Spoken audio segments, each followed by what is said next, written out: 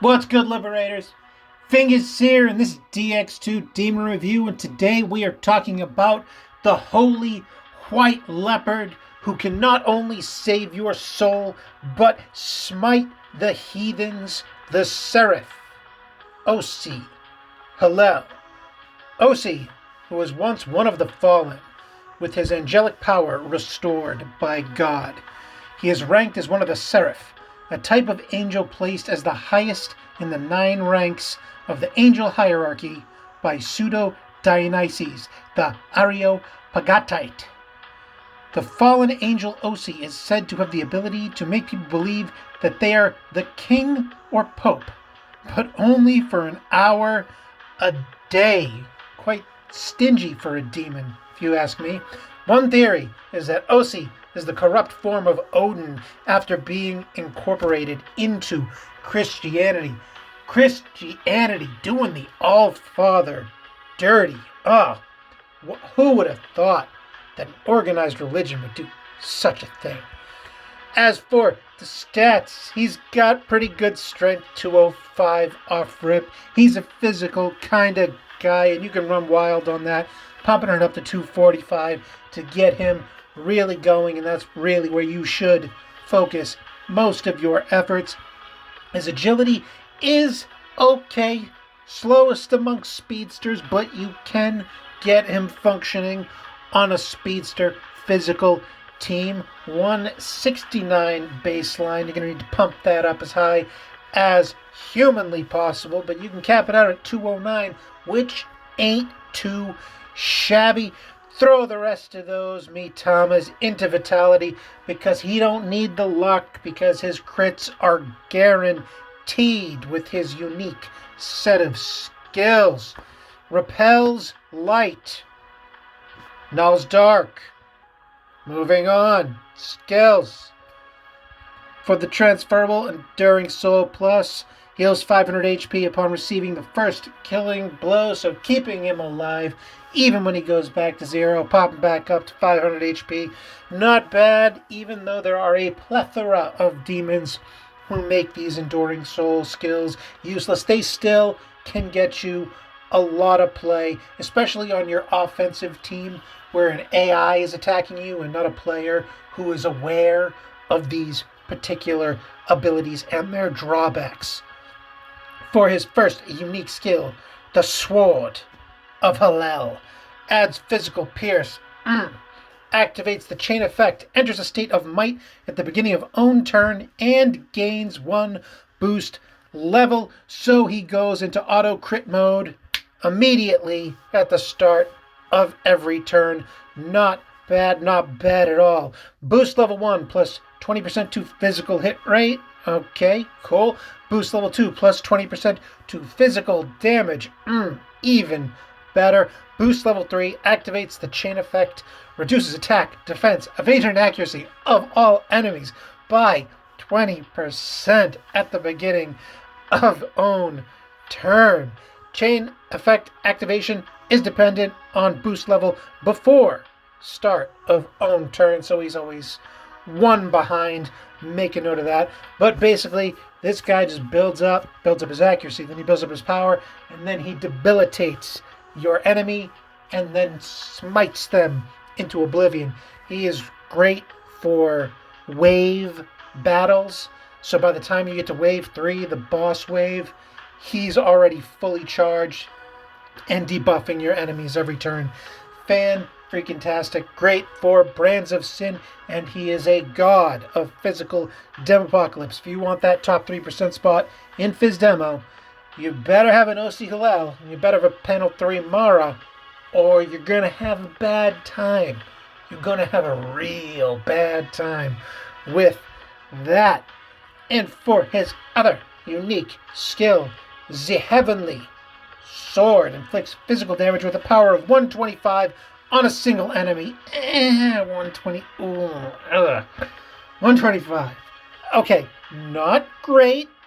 Not great, but damage from this skill ignores all death prevention skills, meaning he can cut through those endures and enduring souls that we were talking about previously, and enters a state of might and charge, and gains 1 boost level for Sword of Hallel if the attack is successful. So he attacks once with the power of 125, guaranteed critical, always. Well, most of the time. If he gets 2 turns in 1 turn, if he gets 2 actions in 1 turn, then that second one, well, no, that second one's going to be might and charged up. So yeah, he guarantees always critting. He never ever stops critting so long as you keep using Heavenly Sword.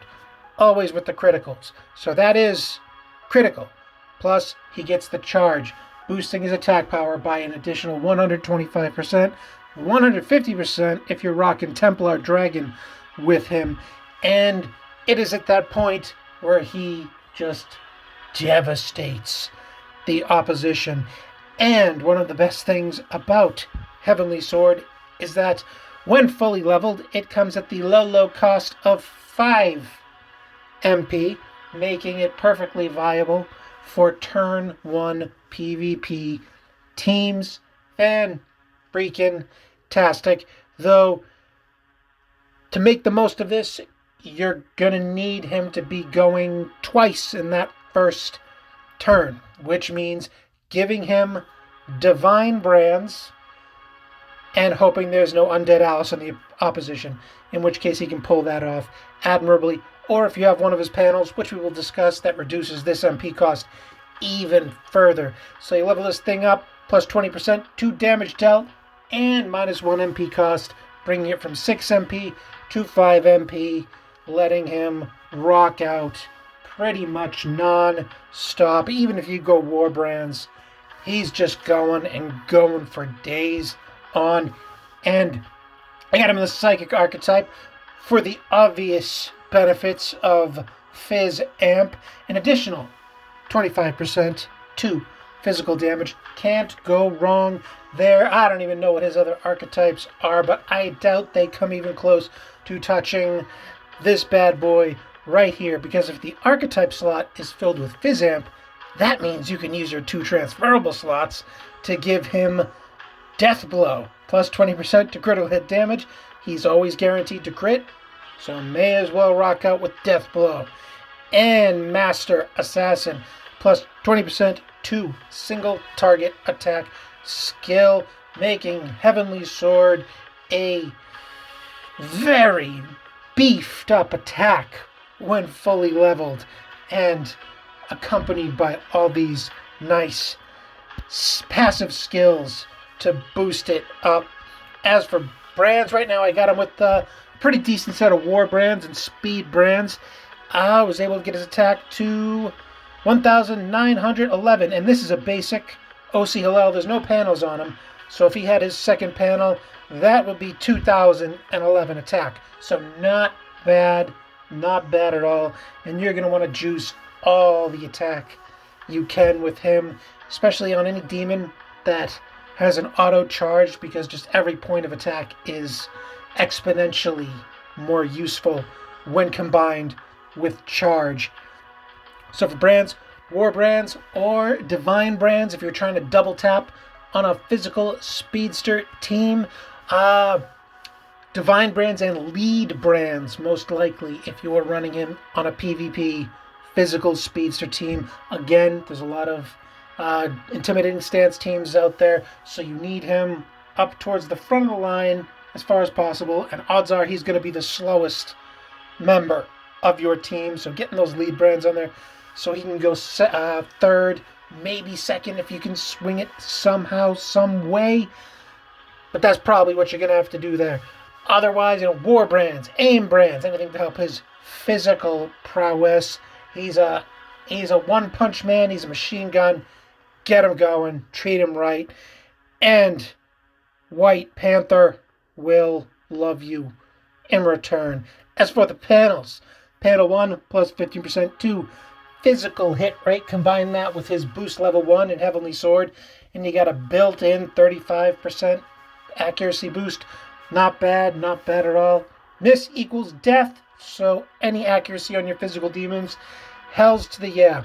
Panel 2 reduces the cost of Heavenly Sword by 1 MP, bringing it down to 4 MP, meaning you can rock out with those war brands in PvP and still have yourself a grand old time. But if you're not running him in PvP, this isn't the end all be all. If you plan on running him in PvP, I would probably go for this. Actually, I couldn't even 15% to physical accuracy in PvP, where some of those demons come really slippery. It is a tough call. It is tough call. Both good. I'll leave it up to y'all to figure that one out. And for panel 3, plus 20% to physical damage and plus 20% to maximum HP. A nice touch. It ain't gonna save him, because you could have a panel 3 Ose, and he's still gonna get one shot by Astaroth or Asura Lord or any of the other physical heavy hitters out there. But it's nice that they tried to keep him alive. It's the thought that counts. And before we wrap all this up, let's check out his other archetype skills, and maybe they'll surprise me, but I'm gonna go out on a limb and just say get him in Psychic before we even look. Okay, and all right. So for the Origami archetype, you got Hades Blast with the reduced cost of 5 MP.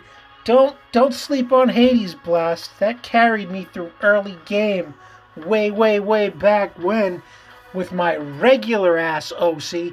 He was a beast with the Hades Blast. And Ose Hallel's got the built-in physical pierce, so this will pierce through everyone. It gives him a sweep attack, but you won't be getting the charge every time, like when you use Heavenly Sword. So it's really just, you are sacrificing auto charge for a sweep attack, and oh man. Well, but you could, okay, Mad Lad strats, okay? You Heavenly Sword, you charge up, and you follow up with the Hades Blast sweep, finish the fight for your double tap, turn 1 PvP team. I could see it. Hades Blast won't cut through those Endures and Enduring Souls, so it's a little suspect if you're using that for the clean sweep finisher. But hey, it's something. It's kind of cool to think about. So yeah, I would say this is an option. I don't think it's the best option, but it's definitely something that it's giving me pause, and it's fun to think about. For the Protector archetype, Rakamdra, reduced cost of 7 MP, revives all party members, but then Ose Hallel dies. He's got Enduring Soul Plus built in, so he doesn't exactly die, but hey, okay, kind of goes with the whole angel theme, but give you one last hurrah, maybe. I don't see a universe where Ose Hallel is your last man standing. He's I'm gonna have to pass on this one. But again, fun to think about, just because he's got the Enduring Soul Plus built into his kit, so you can do the old Rakamdra endure cheap shot, still living while reviving everyone thing. So it's kind of fun. Psychic archetype, in my opinion, the big winner. And the Elementalist archetype, Repel Fizz. And I won't dump on this because he does not have any resistance or nullification in physical. So this turns a blank in physical to repel physical. If you're running him alongside Demiurge, there are worse ways to go, but you would be building your entire team around Demiurge or Adavaka, right? And I'm a big fan of hyper-specializing your teams, but that one, I've never enjoyed building teams around repels and fizzes and drains, and reinforcing those things with the likes of Rama or Alilat or Adavaka or Demiurge. So it's there. It's there. It's only useful if you got Demiurge or Adavaka standing beside him. So be aware, if that's what you want to do, that is what you can, in fact, do. And that about wraps it up for today's thrilling episode of Dx2 Demon Review. And just, God, look at those abs. The 8-pack coming in. This one's for all you furries out there. You degenerate bastards, you. Have a good one, Liberators. Don't get captured.